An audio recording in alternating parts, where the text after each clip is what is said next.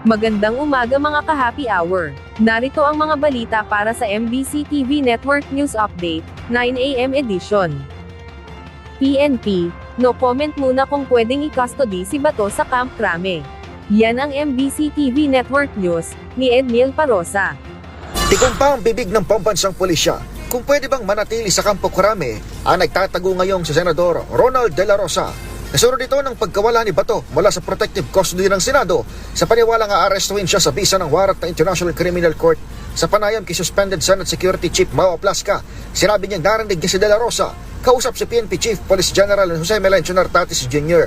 Nagpapakustody raw ang senador sa PNP na dati nitong pinamunuan sa ilalim na nagdaang administrasyon. Pero nang tanungin si PNP spokesperson Police Brigadier General Randolph Tuanyo, nakiusap siyang no comment muna sa usapin. Kabilang sa mga tanong ng media ay kung pwede bang manatili sa Campo Crame si De La Rosa kahit may kumpirmadong warrant laban sa kanya. Una nang iginip ng PNP na hindi pa ito maka-aksyon sa warrant dahil wala pa umanong court order para sa extradition o wala pa rin umanong koordinasyon mula sa Interpol.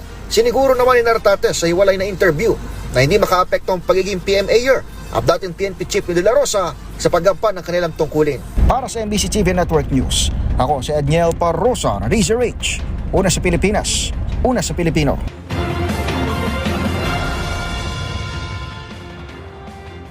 Samantala, Malacanang, walang nababalitaan na bagong destabilization plot. Walang natatanggap na bago o anumang impormasyon ang Malacanang kaugnay sa tangkang pagpapabagsak sa pamahalaan.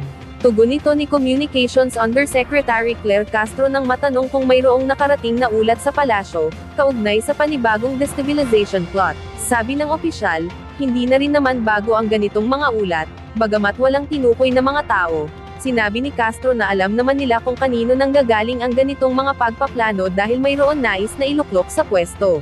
Kaugnay nito, nagpaalala si Castro sa taong bayan na maging mapagmatsyag at maging mapanuri lalo na sa fake news. Kung matatandaan, una nang sinabi ng Department of National Defense na wala itong namomonitor na anumang destabilization activities na mayroong kaugnayan sa impeachment case laban kay Vice President Sara Duterte.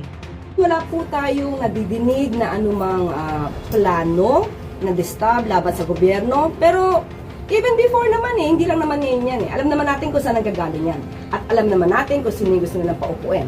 So, tayo po, mga kababayan natin, sa mga taong bayan, lagi po na lang tayo magmatsyag at maging mapanuri, lalo-lalo sa mga fake news. At yan ang mga balita para sa MBC TV Network News Update, 9 AM edition. Abangan ang mga susunod na balitaan mamaya, para sa 10 AM edition.